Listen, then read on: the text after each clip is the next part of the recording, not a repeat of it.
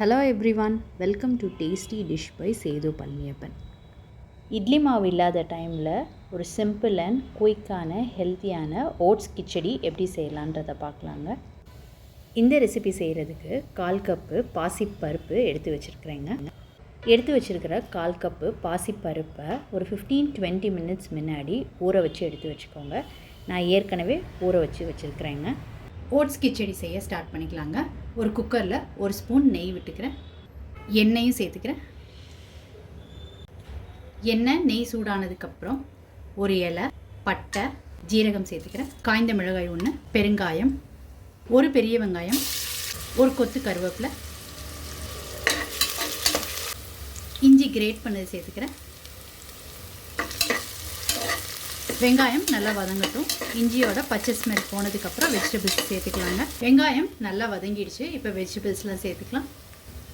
Carrot, beans, பச்சை பட்டாணி, baby corn, capsicum. இப்போ இது எல்லாத்தையும் வதக்கி விட்டுக்கலாம். இதோட ஒரு சின்ன தக்காளி சேர்த்துக்கிறேன். காய் எல்லாம் 5 நிமிஷத்துக்கு வதங்கிடுச்சு. இப்போ ஸ்பைசஸ் எல்லாம் சேர்த்துக்கலாம்.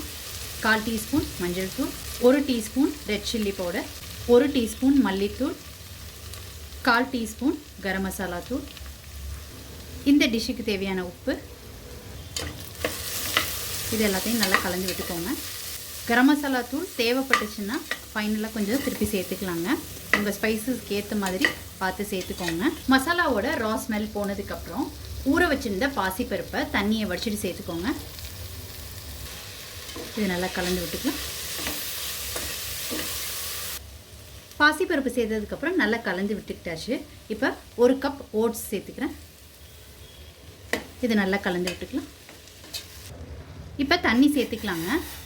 நான் சூடான நீர் தான் சேர்த்துக்கிறேன். 1 கப் ஓட்ஸுக்கு 3 டம்ளர் தண்ணி சேர்த்துக்கிறேங்க. இதை நல்லா கலந்து விட்டுக்கலாம். இதை நல்லா கலந்து விட்டுட்டு ஒரு கொதி வரட்டுங்க. வந்ததுக்கப்புறம் குக்கரை க்ளோஸ் பண்ணிக்கலாம். இப்போ உப்பு உரப்புலாம் சரியாக இருக்கான்னு செக் பண்ணிக்கோங்க. ஒரு 1/4 டீஸ்பூன் கரம் மசாலா தூள் மட்டும் சேர்த்துக்கிட்டு இருக்கேங்க. உப்பு கரெக்டாக இருக்குது. தண்ணி 3லேருந்து 4 டம்ளர் ஊற்றிக்கோங்க, உங்களுக்கு வேணுங்கிற கன்சிஸ்டன்சிக்கு ஏற்ற மாதிரி. இப்போ ஒரு கொதி வர ஆரம்பிச்சிருச்சுங்க. இப்போ குக்கரை மூடி 2 விசிலுக்கு வேக விட்டு எடுத்துக்கலாம். ப்ரெஷர் ரிலீஸ் ஆகிடுச்சு. 2 விசிலுக்கு ஓட்ஸ் ரொம்ப சூப்பராக ரெடி ஆகிடுச்சுங்க. இதை நல்லா கலந்து விட்டுக்கலாம். ஓட்ஸ் ரொம்ப சூப்பராக குக் ஆகிடுச்சுங்க. ஃபைனலாக கொரியாண்டர் லீவ்ஸும் 1 ஸ்பூன் நெய்யும் சேர்த்துக்கோங்க.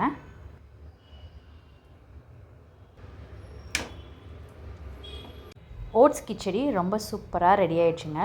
கடையில் வாங்குகிற மசாலா ஓட்ஸ் ஃப்ளேவரில் இருக்கும். நீங்களும் இந்த ரெசிபி கண்டிப்பாக ட்ரை பண்ணி பாருங்கள்.